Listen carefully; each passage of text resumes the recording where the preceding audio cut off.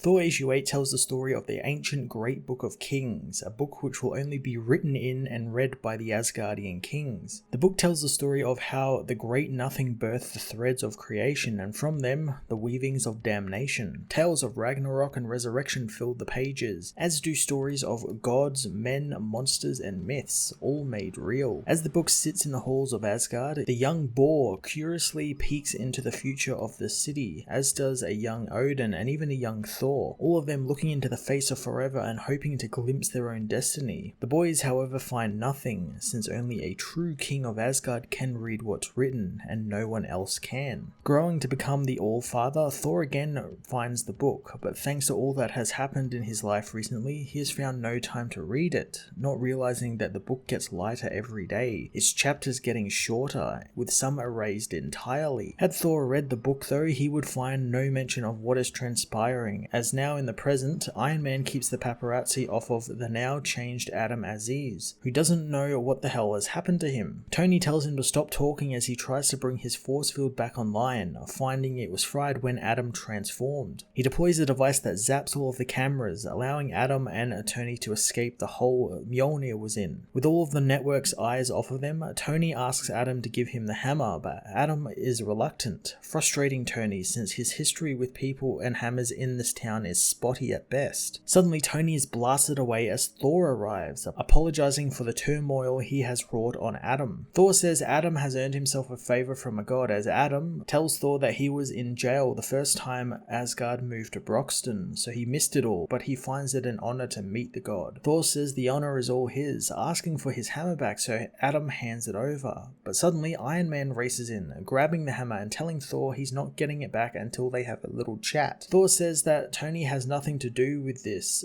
but angered, the hero reminds him his private number was written on the hammer. Thor says he needed someone he could trust since the locals would be angry as Guardians came back to Broxton. He reminds Tony the hero also wrote on his hammer not too long ago, so this was a bit of payback. Tony isn't happy that Thor isn't taking this seriously, wanting his questions answered, asking if anyone can now just pick up Mjolnir, and if that's the case, what if someone had gotten hurt, or if Dr. Doom had gotten hold of it before Adam? Thor knows that wouldn't have happened, but Tony finds it all just insane, wanting to run tests on the obviously broken hammer, but until then, he's keeping it. Thor says he doesn't answer to Iron Man, who armors up and smashes Thor across the face with Mjolnir. The hit angers Thor, who calls forth dark storm clouds, calling down lightning as he tells Iron Man that he should not mistake wielding his hammer as a sign that he wields the god's power, since hammer or not, he is still a god, and Iron Man is a tin man in a lightning storm. Tony knows that that was a compelling argument, giving the hammer back as Thor thanks him, knowing that he was always known Tony to be an ally and a friend, so he's glad he didn't have to make him test that again. Tony agrees, knowing that he had to get at least one hit in after the last time they fought in this city years ago. Thor understands, wanting Tony to leave since this is his own mess to clean up. Tony agrees to leave, telling Thor to take it easy considering everything that he has gone through recently, so maybe he might need to take a weekend off to help him. Thor knows there is no rest for kings, hoping Tony will do him a favor and not reveal that anyone can pick up his hammer now. Tony agrees, blasting off and revealing he's got video footage of himself hitting Thor with his own hammer, daring the god to top that. Thor accepts the challenge, soon approached by Adam, who says while he doesn't need any favors from the god, there is one thing he would love to do. Giving Adam Mjolnir, Thor lets the man take it for a spin, flying high into the clouds with him. Thor teaches the man how to spin the hammer down, causing him to come to a crashing stop. Thor admits that that was better than his first turn with the hammer, as Adam talks about how he would always look up at the sky and see the birds flying around, and he used to pray that he could do that too. He thanks Thor for the ability to do that, and Thor knows that that's what prayers are for. Adam knows that it's time to turn back to normal, so he smashes the hammer down, reverting to his human form, and giving the hammer back to Thor, he says his goodbyes. As he hits the road, he stops however, saying that while he's not an Avenger, he's a pretty good mechanic and he knows a machine is a machine and you can fiddle with it all you want, but sometimes the best way to fix things is by turning it off and then turning it back on again. Thor wonders what happens if that won't work, so Adam tells him usually he just hits it with a hammer until it does. He tells Thor not to be a stranger, taking off and leaving Thor in the ruined streets. Thor heads to his own home in the town, remembering Tony and Adam's words about needing a break and switching off, so he retrieves an old photo of Donald Blake, knowing that he's going to pay the Doctor a visit. Thor issue 8 was a wonderful ending to the nice little two-parter Hammerfall story that saw Thor regain a little bit of his faith in both his ability to be worthy as well as men's ability to be worthy. I loved how the story was quite a love letter and kind of a sequel to J. Michael Straczynski's run on the Mighty Thor. You know, we're set in the town of Broxton, which was under Asgardian occupation for a little bit, and even Iron Man gets to show up and gets to go another round with Thor and kind of get a hit in this time, whereas in the original storyline,